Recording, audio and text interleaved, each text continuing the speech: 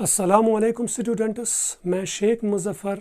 आज हम स्टार्ट करेंगे 12th की केमिस्ट्री और 12th की केमिस्ट्री का पहला चैप्टर है सॉल्यूशन। तो आइए हम सॉल्यूशन पे थोड़ा बहुत डिस्कस करेंगे। आपने 11th में पढ़ा होगा मिक्सचर के बारे में। 11th में आपने ये पढ़ा कि mixture is a substance that is formed by the combination of two or more than two non-reacting substances. यानी a mixture is formed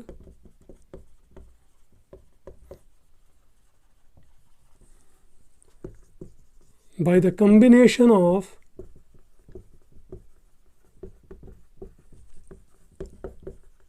two or more than two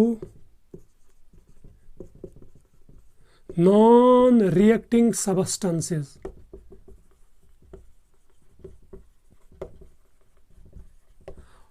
और मिक्सचर में वही प्रॉपर्टीज रहती है जो इसके कंपोनेंट्स की प्रॉपर्टीज होती है। यानी ये जो टू और more than two substances combine हुए और उन्होंने रिएक्शन नहीं की और बना मिक्सचर। यानी मिक्सचर ऐसा सबस्टेंस होता है कि जब दो या दो से ज़्यादा नॉन रिएक्टिंग सबस्टेंसेस मिलते हैं, जहां जो नया सबस्टेंस बनता है उसको हम कहते हैं मिक्सचर। और मिक्सचर की वही प्रॉपर्टीज़ होती हैं जो इसके कंपोनेंट्स की प्रॉपर्टीज़ होती हैं, उसकी कोई नई प्रॉपर्टीज़ नहीं होती हैं। और फिर आपने पढ़ा था कि ये जो मिक्सचर है इसके दो टाइप्स होते हैं। One is called homogeneous mixture, और another is called heterogeneous mixture.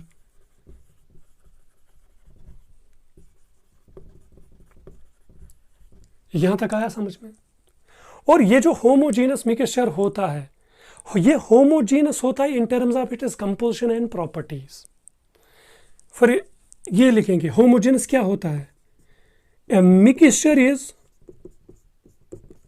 Homogeneous in terms of its composition and properties। यानी जब इसकी कंपोजिशन और जब इसकी properties through the mixture uniform होंगी, यानी थ्रू द मिक्सचर ये इसकी कंपोजिशन या इसकी प्रॉपर्टीज क्या होनी चाहिए, यूनिफॉर्म। यानी through the mixture through the mixture composition और प्रॉपर्टीज क्या होनी चाहिए, यूनिफॉर्म। तभी हम इसको कहते हैं होमोजीनस मिक्सचर। और जब ऐसी कंडीशन नहीं होगी that is called heterogeneous mixture, और इसके साथ हमें डील नहीं करना है, तो इसके साथ डील करना है। फॉर एग्जाम्पल, जब हम शुगर लेते हैं और वाटर लेते हैं, शुगर को हम डालते हैं वाटर में, जब ये शुगर मिलता है, अगर देखेंगे इस मिक्सचर की कंपोजिशन सेम है थ्रू आउट, यूनिफॉर्म कंपोजिशन है। जैसे ऊपर दिखता है वैसे ही नीचे दिखता है, वैसे ही मिडल में दिखता है। जैसे ऊपर होंगी इसकी फिजिकल प्रॉपर्टीज वैसे ही नीचे भी होंगी।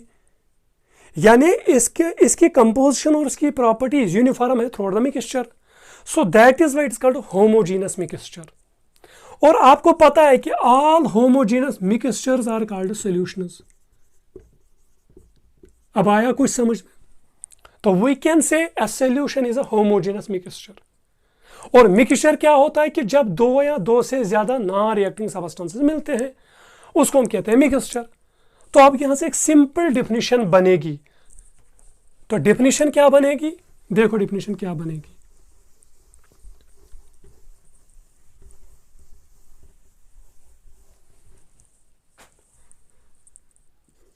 A solution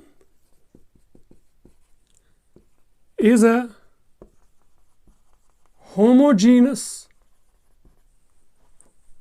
mixture of two or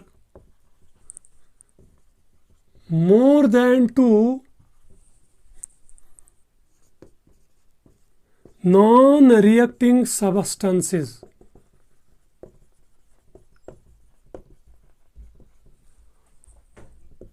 whose amount can be varied to certain limit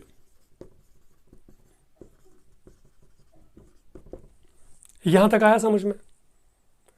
यानी ये जो सॉल्यूशन होती है ये एक होमोजीनस मिक्सचर होता है दो या दो से ज्यादा नॉन रिएक्टिंग सब्सटेंसेस का।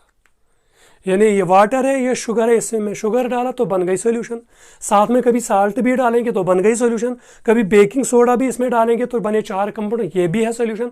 और ये सारे कंपोनेंट रिएक्ट नहीं करते हैं तो इसी को हम कहते हैं क्या? सॉल्यूशन। यहां तक आया समझ में? और ये जो होमोजेनस मिक्सचर है ये सारा एक ही सिस्टम दिखता है, एक जैसा ही दिखता है ना, ये सारा एक ही जैसा दिखता है ना। यानी हमने शुगर और वाटर को डाला, ये सारा एक जैसा दिखता है ना। क्या शुगर वहां दिखता है हमें? Is there any boundary between sugar and water? No, there is no boundary between sugar and water. तो we can say a solution is a single phase system. A solution is a single phase system, यानी एक जैसा सारा दिखता है, uniformity है उसमें। When there is a uniformity in a state, it is called a phase. When there is a uniformity in a state, it is called a phase. अगर physical states के दरमियान बाउंड्री है, then it is more than one phase.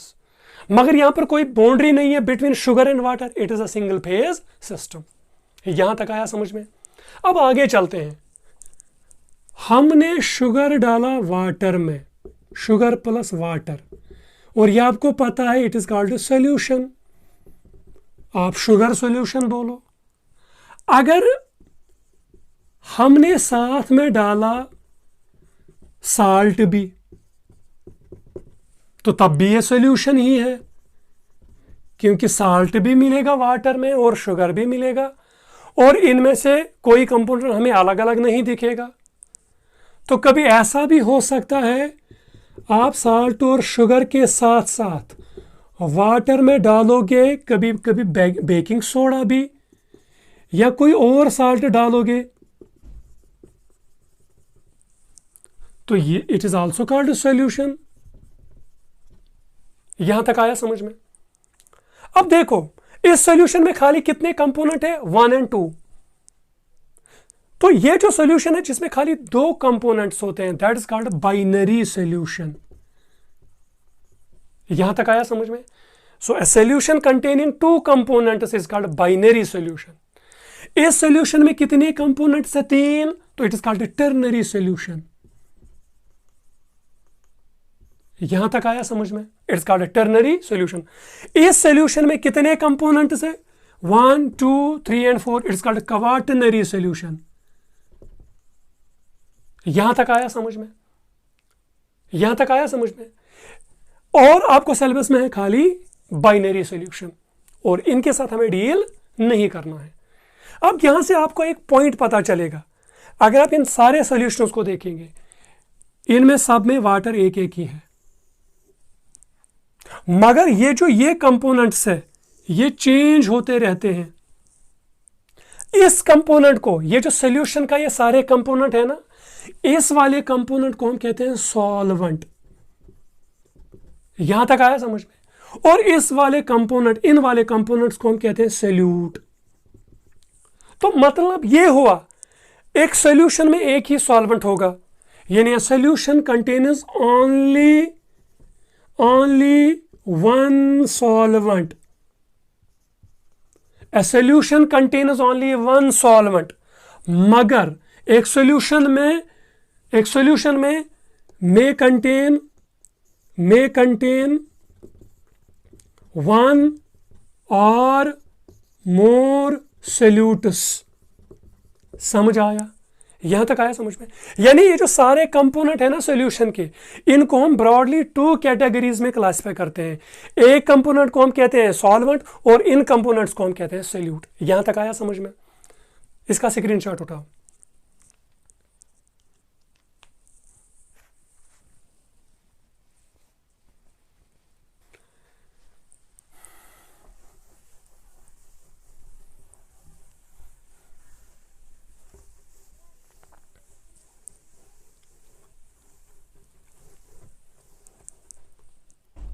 अब हम आते हैं solute और solvent पे। देखो सॉल्वेंट और सॉल्यूट, समझो पॉइंट, इसको समझो। अभी हमने यहां देखा था वाटर सॉल्वेंट था, तो जब भी हम सॉल्यूशन बनाते हैं ना, जनरली हम वाटर लेते हैं लार्ज क्वांटिटी में। तो एक ऐसा कंपोनेंट सॉल्यूशन का जो लार्ज क्वांटिटी में प्रेजेंट होगा उसको हम क्या कहेंगे? Solvent. A component of solution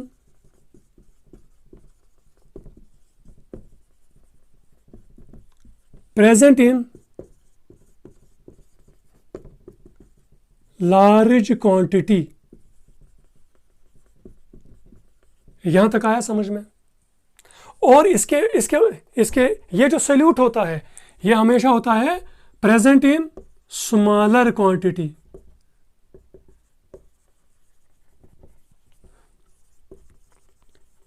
ये component of solution present in smaller amount और smaller quantity is called solute.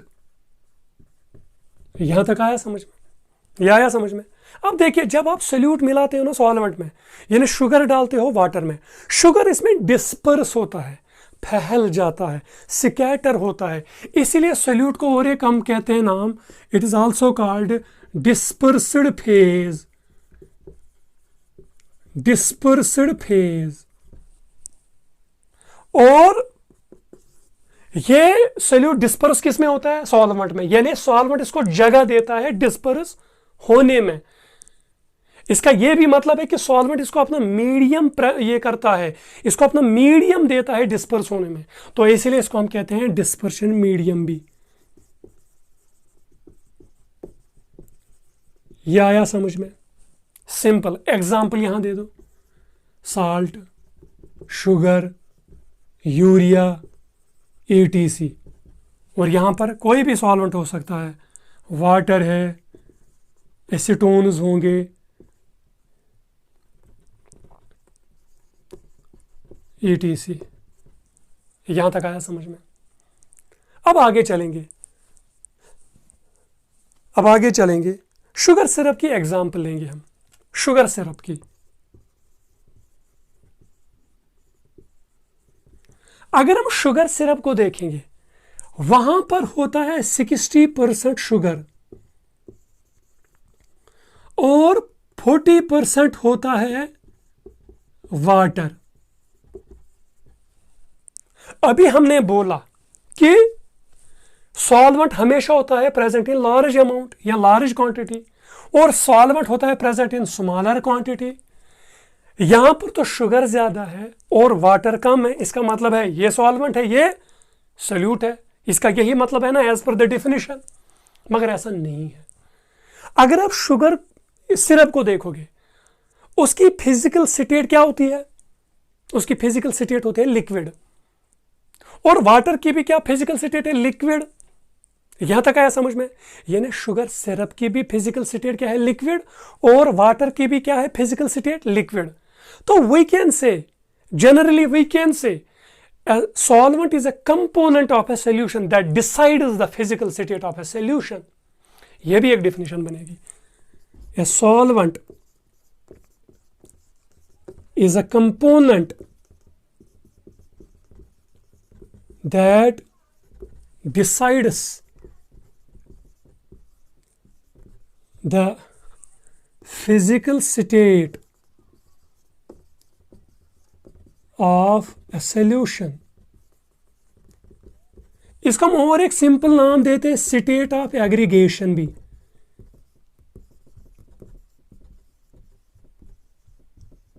State of aggregation. यहां तक आया समझ में?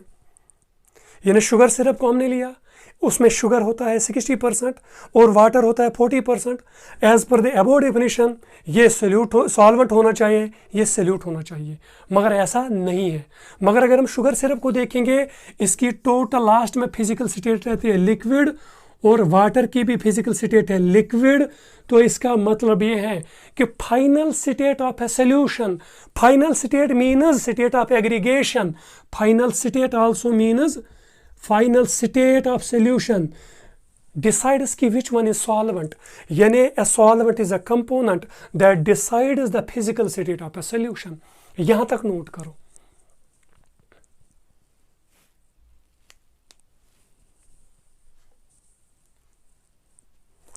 स्टेट ऑफ एग्रीगेशन और फाइनल स्टेट।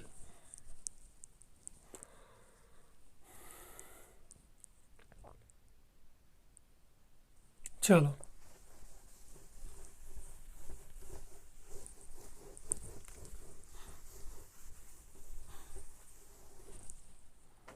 अब अगर ऐसा केस होगा कि एक सॉल्यूशन है, इस सॉल्यूशन में है 60% वाटर और 40% है अल्कोहल, दोनों है ना लिक्विड, दोनों है लिक्विड, तो जनरली जो ज्यादा होगा वही है सॉल्वेंट, इट इज सॉल्वेंट, और यह है सॉल्यूट, यह है सॉल्यूट। यहां तक आया समझ में? यह आया समझ में? अब और एक पॉइंट, अगर दूसरी कंडीशन ऐसी होगी, ये भी 50% होगा, यानी वाटर भी 50% होगा और अल्कोहल भी कितना होगा? 50%, तब सोल्यूट और सॉल्वेंट को डिसाइड करना टफ होता है। यानी वाटर भी है 50%, अल्कोहल भी है 50%, इस वक्त हम क्या इसको सॉल्वेंट कहेंगे या इसको सॉल्वेंट कहेंगे, या इसको सोल्यूट कहेंगे या इसको सोल्यूट कहेंगे? तो जनरली हम ये देखते हैं कि जिसका डाइलेक्ट्रिक कांस्टेंट ज्यादा होगा वही है सॉल्वेंट, इस जैसे कंडीशंस में। यहां पर डाइलेक्ट्रिक कांस्टेंट, यानी डाइलेक्ट्रिक कांस्टेंट वाटर का है 81 और अल्कोहल का जनरली होता है 32, तो इसका मतलब है डाइलेक्ट्रिक कांस्टेंट है वाटर का 81 और डाइलेक्ट्रिक कांस्टेंट इथाइल अल्कोहल का है 32, तो इस वक्त ये बनेगा सॉल्वेंट और ये बनेगा सॉल्यूट, ये भी हो सकता है। यहां तक आया समझ में? अब अगर ये होगा 40%, तीसरी कंडीशन, ये होगा 40% और ये होगा 60%, तब हम इसको लेंगे सॉल्यूट और इसको लेंगे सॉल्वेंट। यहां तक आया समझ में? तो यहां तक नोट करो, इट इज नॉट नेसेसरी, मगर फिर भी यहां तक लिखो।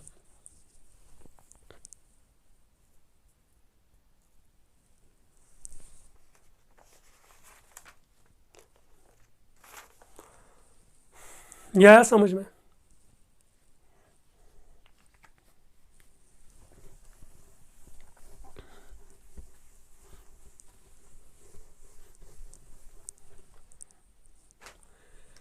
सॉल्यूशन में कितने कंपोनेंट्स होते हैं? Generally 2 components, one is called solute, another is called solvent.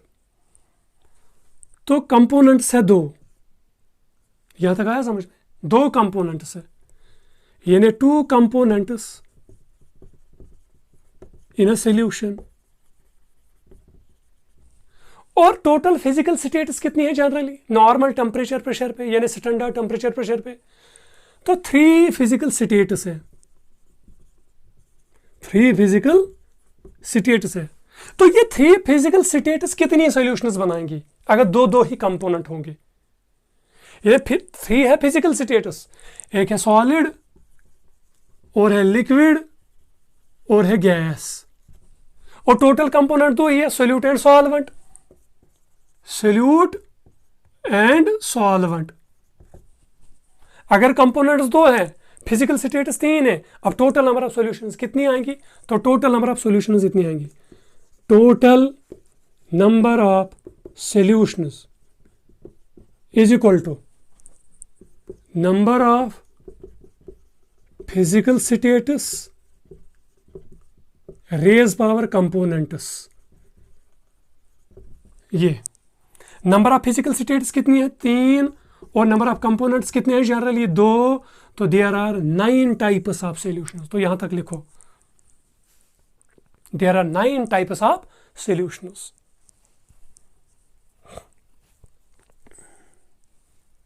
यहां तक लिखा? चलो आगे चलते हैं।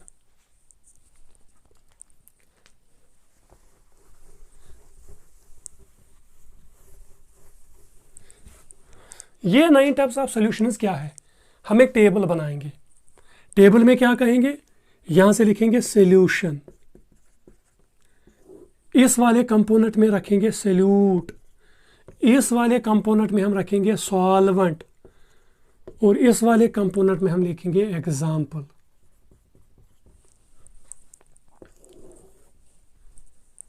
पहले हम लेंगे गैसियस सॉल्यूशंस। गैसियस सॉल्यूशन का मतलब यह है कि gas is solvent. Gas is solvent. Solute हो सकता है सॉलिड भी, सोल्यूट हो सकता है लिक्विड भी, और सोल्यूट हो सकता है गैस भी। इसी तरह सॉल्वेंट हो सकता है सॉलिड भी, लिक्विड भी, गैस भी। मगर इस गैस व सॉल्यूशन में हम सॉल्वेंट किसको लेंगे? गैस को। अब आया समझ में? या ऊपर लिखेंगे गैस।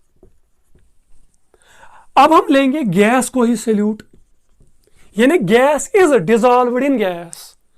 हमने गैस को किस में डिसॉल्व किया? गैस में। It is gas in gas solution. Example, nitrogen in atmosphere और ऑक्सीजन। ये पहली एग्जाम्पल है। यहां तक आया समझ में? यहां तक आया समझ में? और एक चीज, गैस लेंगे सॉल्वेंट, और लिक्विड किस में डालेंगे? यानी we will put liquid in gas. ये बनेगी liquid in gas solution. Liquid in gas solution. और एग्जाम्पल क्या देंगे? Example is chloroform. Chloroform in N2 gas, nitrogen gas. यहां तक आया समझ में? यह आया समझ में? ये और एक एग्जाम्पल में। अब हम सॉलिड को पुट करेंगे in gas. It is solid in gas solution. It is solid in gas. Example, camphor. Camphor in N2 gas, यानी नाइट्रोजन गैस। ये तीनों एग्जाम्पल लिखो। तो इनको हम कहते हैं गैस सॉल्यूशंस। यानी गैस को गैस में डाला, लिक्विड को गैस में डिसॉल्व किया, और सॉलिड को गैस में डिसॉल्व किया। ये इसकी एग्जाम्पल्स है, और ये एनसीईआरटी में भी है। तो ये बनी एक टाइप ऑफ की सॉल्यूशन। अब हम लेंगे लिक्विड को। अब हम लेंगे लिक्विड को लेंगे हम सॉल्वेंट। यहां तक आया समझ में? अब इनको हम कहेंगे लिक्विड सॉल्यूशंस। Liquid solutions. यहां पर गैस था, तो gas in liquid. Gas in liquid, यानी गैस को हमने किस में डिसॉल्व किया? यानी हम इसको डिसॉल्व करते हैं इसमें। यानी इन वाले कंपोनेंट्स को हम इन में डिसॉल्व करते हैं। पहले हमने गैस को डिसॉल्व किया गैस में, लिक्विड को डिसॉल्व किया गैस में, सॉलिड को डिसॉल्व किया गैस में। अब हम डिसॉल्व करेंगे gas in liquid. Gas in liquid. Example, O2 in water, जिसको हम कहते हैं डिसॉल्व्ड ऑक्सीजन, जिसकी वजह से एक्वेटिक लाइफ है पॉसिबल। यहां तक आया समझ में? और एक example, carbon dioxide in aerated drinks. Aerated drinks, जैसे आप कोका कोला पीते हो, जैसे आप पेप्सी पीते हो, जब ढक्कन खुलता है वहां से गैस निकलता है ना, यानी वो CO2 होता है। किस में डिसॉल्व होता है? लिक्विड में, वाटर में डिसॉल्व होता है। यहां तक आया समझ में? यह आया समझ में? और एक चीज, अच्छा, लिक्विड इन लिक्विड। हमने लिक्विड को किस में डिसॉल्व किया? लिक्विड में। आप कह सकते हो अल्कोहल इन, यानी ethyl alcohol, AlCHOL, alcohol in water. Alcohol in water, ये एग्जाम्पल है। तो लिखो यहां तक, अल्कोहल इन वाटर या इथेनॉल इन वाटर। और एक चीज, हम सॉलिड को डिसॉल्व करेंगे किसमें? लिक्विड में। यानी जब हमने सॉलिड सोल्यूट को डिसॉल्व किया लिक्विड सॉल्वेंट में। Example, salt in water. Example, salt और ग्लूकोज और शुगर इन वाटर। ये बनी और सॉल्यूशन। इन सारों को हम कहते हैं लिक्विड सॉल्यूशंस। यहां तक अभी स्क्रीनशॉट उठाओ जल्दी।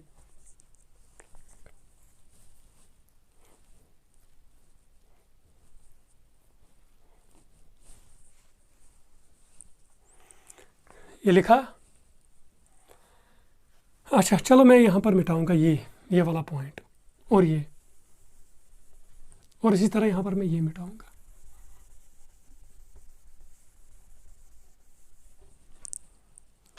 यहां पर इनको अब कहेंगे, हमने गैस सॉल्यूशंस की डिस्कस, हमने लिक्विड सॉल्यूशंस की डिस्कस, अब हम करेंगे सॉलिड सॉल्यूशंस को डिस्कस।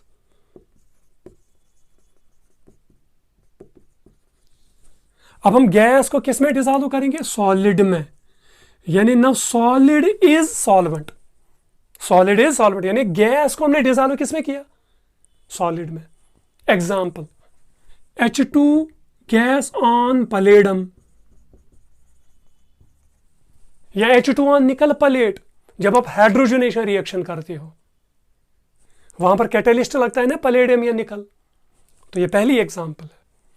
इसी तरह आप लिक्विड को किस में डिसॉल्व करोगे, सॉलिड में, यानी liquid dissolved in solid. Example, एमलगम्स।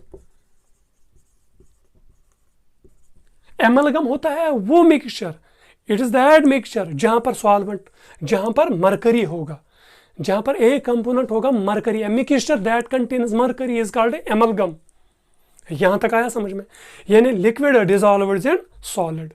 अब है सॉलिड डिसॉल्व्ड इन सॉलिड, जहां पर हम सॉलिड को किस में डिसॉल्व करेंगे, सॉलिड में। Example, alloys. Example, alloys. Alloys कोई भी ले लो, नाइक्रोम ले लो, स्टील ले लो, ब्रास ले लो, ये सारे एलॉयज हैं। यहां तक आया समझ में। मोस्टली इनको हम कहते हैं सबस्टेंशियल एलॉयज भी। तो कि स्क्रीन शॉट उठाओ यहां तक।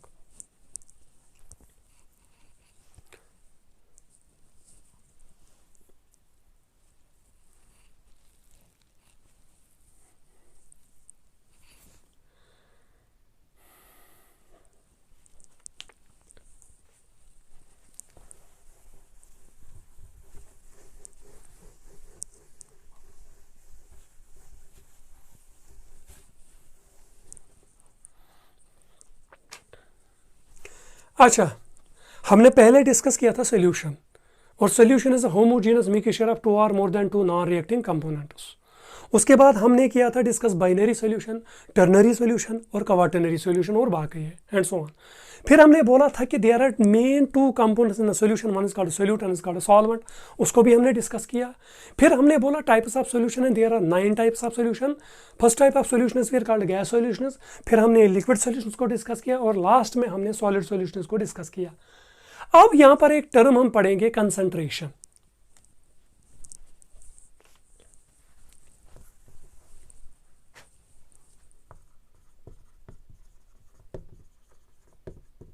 कंसंट्रेशन, अगर हमें कंपोजिशन ऑफ सॉल्यूशन को डिस्क्राइब करना होगा तो we must know the concentration, यानी the composition of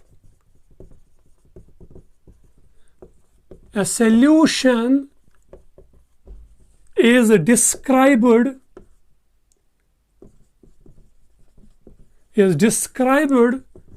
in terms of its concentration। ये पॉइंट, यानी अगर किसी भी सॉल्यूशन की हमें कंपोजिशन देखनी है, इसकी कंपोजिशन को डिस्क्राइब करना है, तो हमें क्या पता होनी चाहिए, कंसंट्रेशन। यहां तक आया समझ में, यहां तक आया समझ में। अब देखो कंसंट्रेशन क्या होता है। जब आप सॉल्यूट करते हो ना, डिसॉल्व किस में, सॉल्वेंट में, अगर आपने कम सॉल्वेंट डाला as compared to the solution amount, हम कहते हैं इट्स अ डाइल्यूट सॉल्यूशन। अगर सॉल्यूट की क्वांटिटी ज्यादा होगी, दैट्स कॉल्ड कंसंट्रेटेड सॉल्यूशन। यानी वी कैन से कि कितना अमाउंट ऑफ सॉल्यूट है इन दैट सॉल्यूशन, उसी को हम क्या कहेंगे, कंसंट्रेशन। डेफिनेशन क्या बनेगी, the amount of solute present in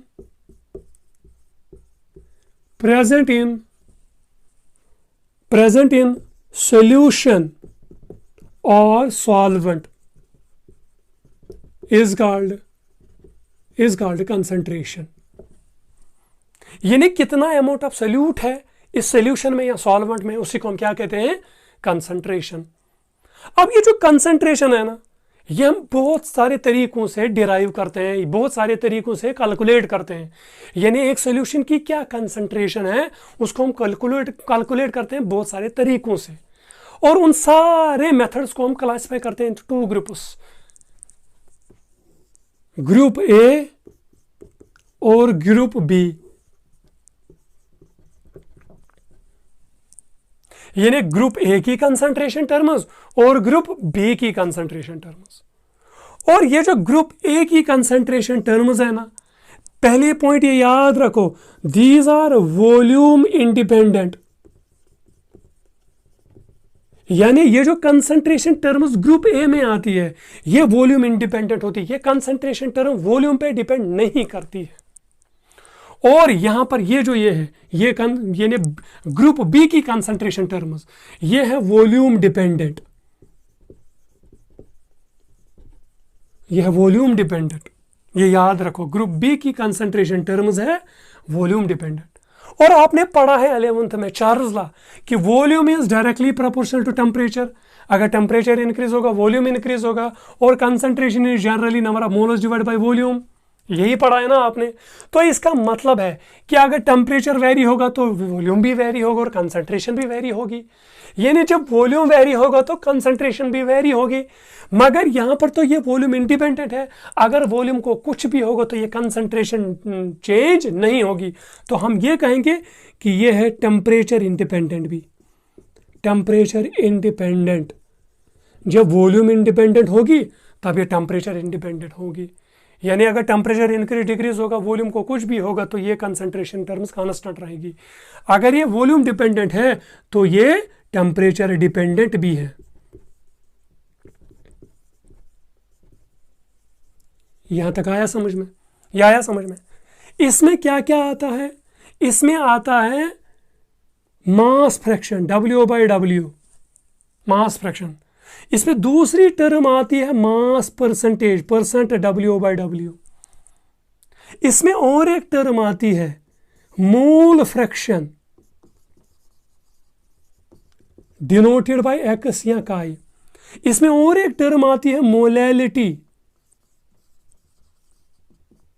समझ आया?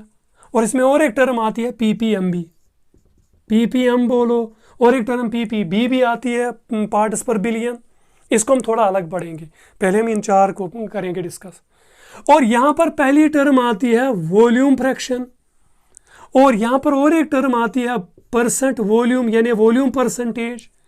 यहां पर और एक टर्म आती है मोलैरिटी, मोलैरिटी, और यहां पर और एक टर्म आती है नॉर्मेलिटी। इसको हम कैपिटल M से डिनोट करते हैं, इसको कैपिटल N से डिनोट करते हैं। तो यहां तक स्क्रीनशॉट उठा पहले।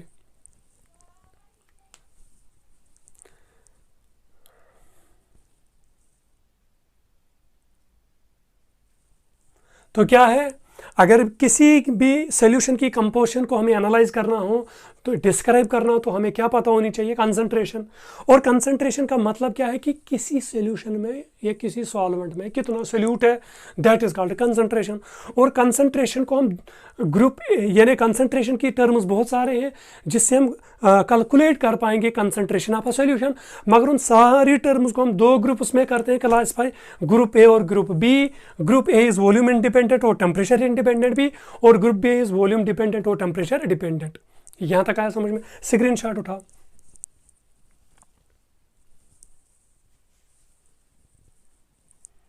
आज हम इनको डिस्कस करेंगे।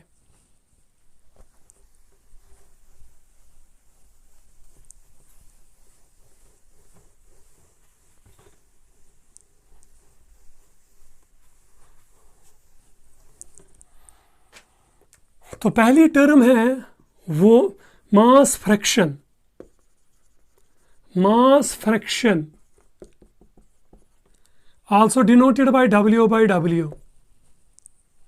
अब देखो ये क्या है, अगर आपके पास सोल्यूट है, आपने ऐड किया सॉल्वेंट में तो बन गई solution. Solute plus solvent gives a solution. अच्छा, अगर ये अमाउंट है मेरे पास x ग्राम्स और ये मेरे पास है y ग्राम्स, तो ये टोटल क्या बनेगा? x प्लस y ग्राम, यही बनेगा ना। अब देखो क्या होता है मास फ्रैक्शन, कितना अमाउंट सोल्यूट है in total amount of solution में, इसी को हम कहते हैं मास फ्रैक्शन।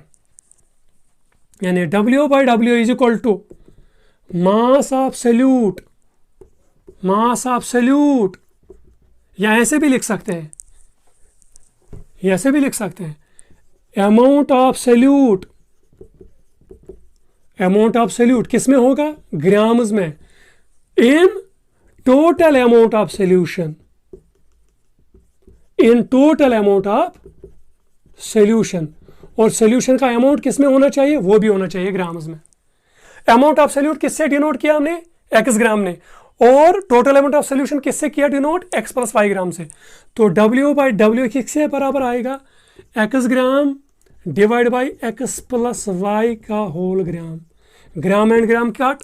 तो इसका मतलब है इसका कोई यूनिट नहीं है, it is a unit less quantity, it is a unit less quantity. देखो यहां तक स्क्रीनशॉट उठाओ।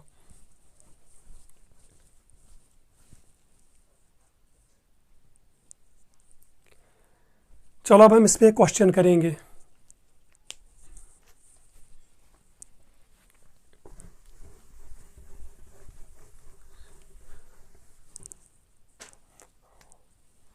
Question, on dissolving 6 gram of glucose in 54 gram of water,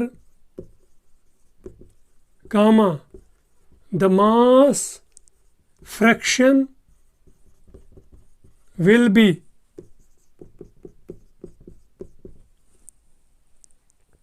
करो जल्दी, एक्स भी दिया है और वाई भी दिया है।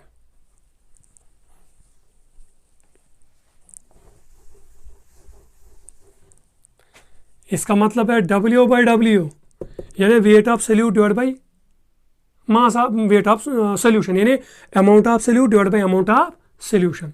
अमाउंट ऑफ सोल्यूट किसके बराबर है, 6 ग्राम। अच्छा ये है ना amount of X plus Y, X किसके बराबर है 6 और वाई किसके बराबर है 54 प्लस 54 ग्राम। तो ये क्या बनेगा 6 ग्राम डिवाइड बाई 60 ग्राम, ग्राम और ग्राम कैंसल। यहाँ तक आया समझ में, ये काटे हम पॉइंट, तो ये क्या आएगा 0.1 इसकी मास फ्रैक्शन होगी।